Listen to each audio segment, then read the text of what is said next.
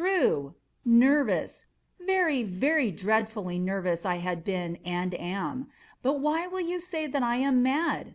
The disease had sharpened my senses, not destroyed, not dulled them. Above all was the sense of hearing acute. I heard all things in the heaven and in the earth. I heard many things in hell. How then am I mad? Hearken, and observe how healthily, how calmly I can tell you the whole story. It is impossible to say how the first idea entered my brain, but once conceived, it haunted me day and night. Object there was none. Passion there was none. I loved the old man. He had never wronged me. He had never given me insult. For his gold I had no desire. I think it was his eye. Yes, it was this. He had the eye of a vulture, a pale blue eye with a film over it. Whenever it fell upon me, my blood ran cold, and so by degrees, very gradually, I made up my mind to take the life of the old man, and thus rid myself of the eye forever. Now this is the point. You fancy me mad. Madmen know nothing. But you should have seen me. You should have seen how wisely I proceeded, with what caution, with what foresight, with what dissimulation I went to work. I was never kinder to the old man than during the whole week before I killed him. And every night, about midnight, I turned the latch of his door and opened it. Oh, so gently. And then, when I had made an opening sufficient for my head, I put in a dark lantern, all closed, that no light shone out, and then I thrust in my head. Oh, you would have laughed to see how cunningly I thrust it in.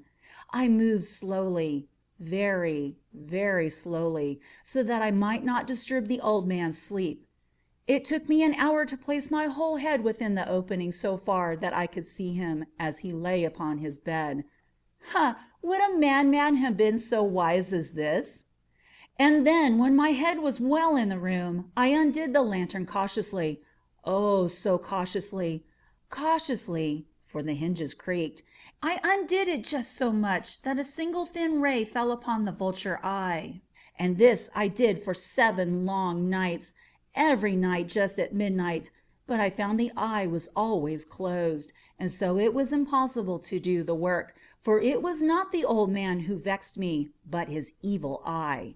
And every morning, when the day broke, I went boldly into the chamber and spoke courageously to him, calling him by name in a hearty tone, and inquiring how he has passed the night. So you see, he would have been a very profound old man, indeed, to suspect that every night, just at 12, I looked in upon him while he slept. Upon the 8th night I was more than usually cautious in opening the door. A watch's minute hand moved more quickly than mine did. Never before that night had I felt the extent of my own powers, of my sagacity. I could scarcely contain my feelings of triumph. To think that there I was, opening the door, little by little, and he had not even to dream of my secret deeds or thoughts. I fairly chuckled at the idea, and perhaps he heard me, for he moved on the bed suddenly, as if startled. Now you may think that I drew back. But no. His room was as dark as pitch with the thick darkness, for the shutters were close fastened, through fear of robbers, and so I knew that he could not see the opening of the door, and I kept pushing on it steadily. I had my head in, and was about to open the lantern, when my thumb slipped upon the tin fastening, and the old man sprang up in bed, crying, "Who's there?" I kept quite still and said nothing. For a whole hour I did not move a muscle, and in the meantime I did not hear him lie down. He was still sitting up in the bed listening, just as I have done, night after night, hearkening to the death watches in the wall. Presently I heard a slight groan, and I knew it was the groan of mortal terror. It was not a groan of pain or of grief. Oh no, it was the low stifled sound that arises from the bottom of the soul when overcharged with awe. I knew the sound well. Many a night, just at midnight, when all the world slept, it has welled up from my own bosom, deepening, with its dreadful echo, the terrors that distracted me. I say I knew it well. I knew what the old man felt, and pitied him, although I chuckled at heart. I knew that he had been lying awake ever since the first slight noise, when he had turned in the bed. His fears had been ever since growing upon him. He had been trying to fancy them causeless, but could not. He had been saying to himself, "It is nothing but the wind in the chimney," "It is only a mouse crossing the floor," or "It's merely a cricket which has made a single chirp."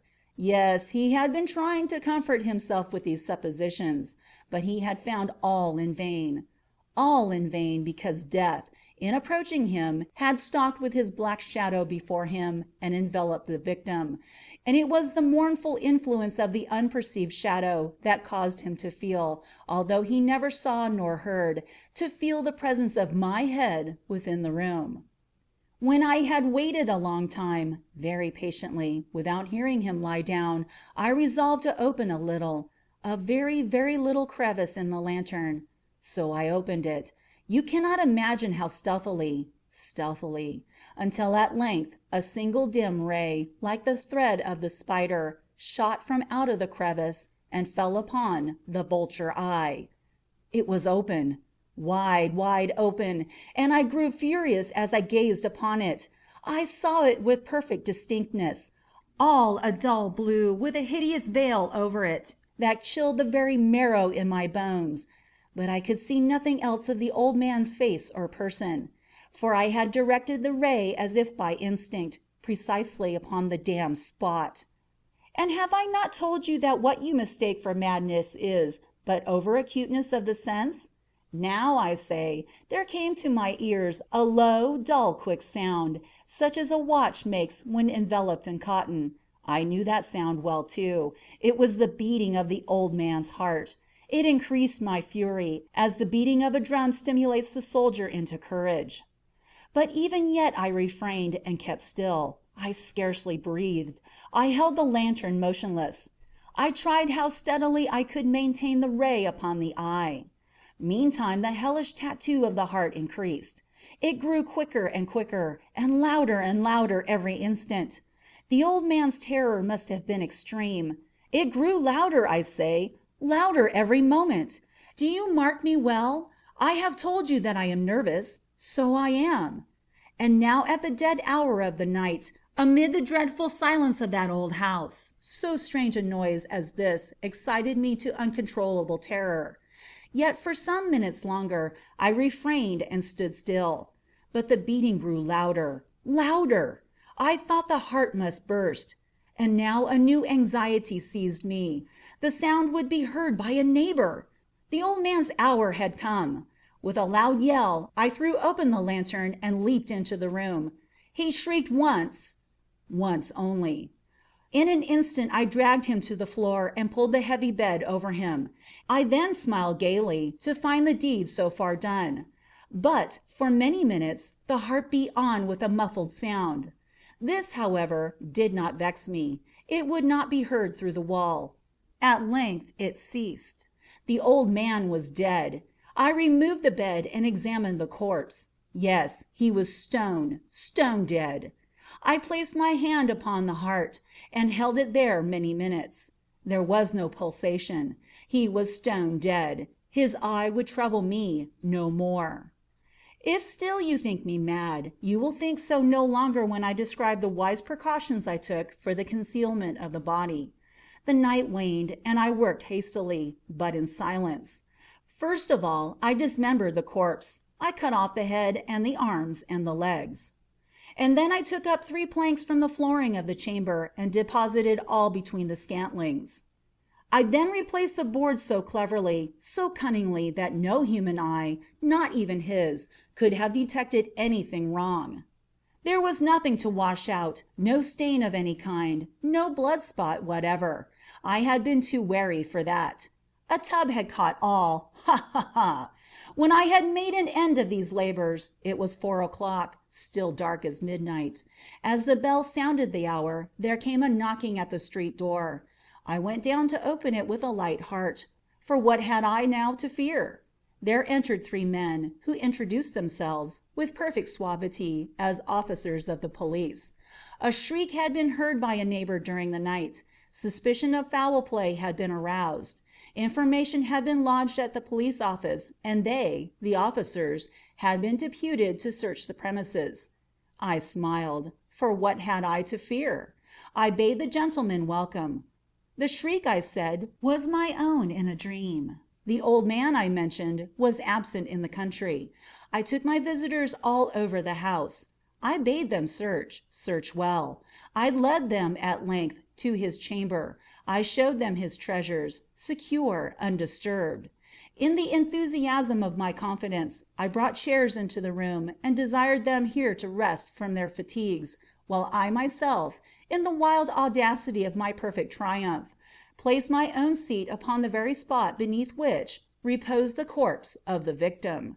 The officers were satisfied. My manner had convinced them. I was singularly at ease. They sat, and while I answered cheerily, they chatted of familiar things. But ere long I felt myself getting pale and wished them gone. My head ached, and I fancied a ringing in my ears. But still they sat and still chatted. The ringing became more distinct. It continued and became more distinct. I talked more freely to get rid of the feeling. But it continued and gained definiteness, until at length I found that the noise was not within my ears. No doubt I now grew very pale, but I talked more fluently and with a heightened voice. Yet the sound increased, and what could I do? It was a low, dull, quick sound, much such a sound as a watch makes when enveloped in cotton. I gasped for breath, and yet the officers heard it not. I talked more quickly, more vehemently, but the noise steadily increased.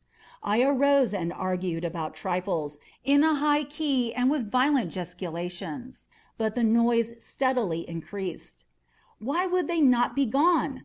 I paced the floor to and fro with heavy strides, as if excited to fury by the observations of the men, but the noise steadily increased. Oh God, what could I do? I foamed, I raved, I swore.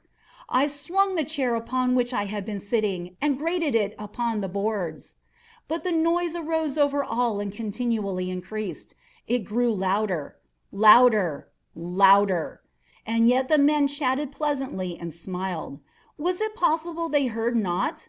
Almighty God, no, no! They heard, they suspected, they knew. They were making a mockery of my horror. This I thought, and this I think. But anything was better than this agony. Anything was more tolerable than this derision. I could bear these hypocritical smiles no longer. I felt that I must scream or die. And now, again, hark, louder, louder, louder, louder. Villains! I shrieked. Dissemble no more. I admit the deed. Tear up the planks. Here, here! It is the beating of his hideous heart.